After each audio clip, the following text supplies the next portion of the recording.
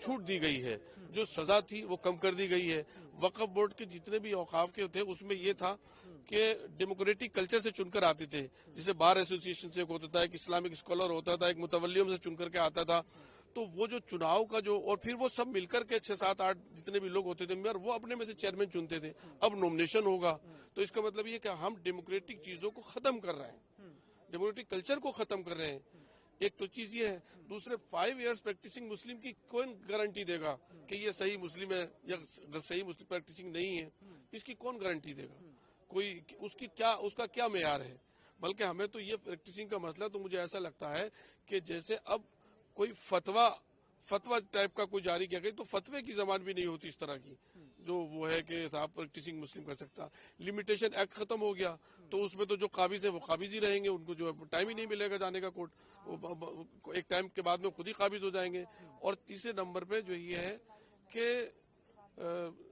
جو پاورز ہیں الگ الگ ڈیوائیڈ کیے گئی ہیں، تو ایک ہی جو ڈی ایم ہوگا وہ انصاف کا بھی کام کرے گا، اور وہ متولی بھی ہے ایک طریقے سے، تو وہ متولی بھی ہے اور اس کو انصاف بھی کرنا ہے، تو وہ خود اپنے آپ میں دونوں چیزیں کیسے عہدے لے سکتا ہے؟ اس لیے پہلے سب ڈویژنل کمشنر جو ہے وہ کمشنر جو ہے وہ اس کو کرتے تھے، اور اس کے بعد پورا پروسیجر کے بعد میں وہ ہوتی تھی۔ ایک پروپیگنڈا اور جھوٹ پر آدھارت یہ وقت لایا گیا ہے، جو سمویدھان میں جو سہولتیں دی گئی ہیں، جو فیسلیٹیٹ کیا گیا ہے شہریوں کو، اس کو بلڈوز کیا گیا ہے اس بل کو لانے کے لیے۔ سر کیا ایکسٹرا پاور گورنمنٹ کو مل جائے گی؟ جو سمپتیاں ہیں ان سے ریلیٹڈ وہ کیا کر سکتی ہے؟ دیکھیے انہوں نے اس میں یہ بھی ہے کہ اگر کہیں پر کوئی سرکاری کیا کہتے ہیں کوئی زمین ہے، تو سرکاری زمین کسے کہتے ہیں اس کی پریبھاشا الگ الگ ہے۔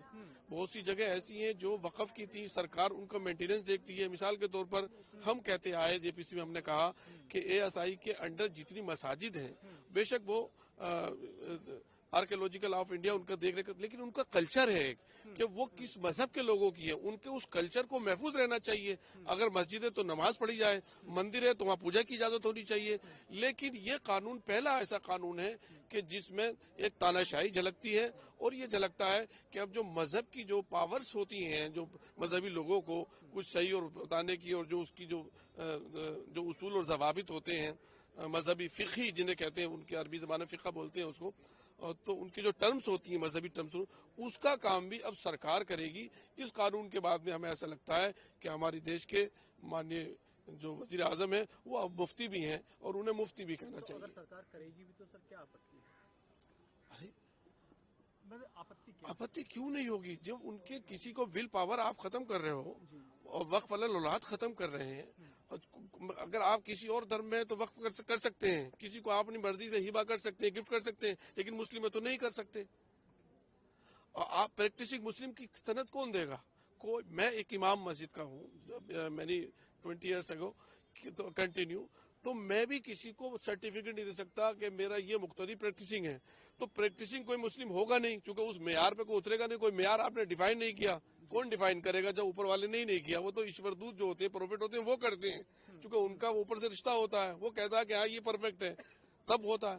تو وہ تو کچھ ہے نہیں، تو مسلم وقف پریکٹسنگ کوئی مسلمان ملے گا نہیں، اور ہندو بھائی کوئی وقف نہیں کر سکتے، تو اس کا مطلب یہ کہ اب وقف کا چیپٹر کلوزڈ ہے۔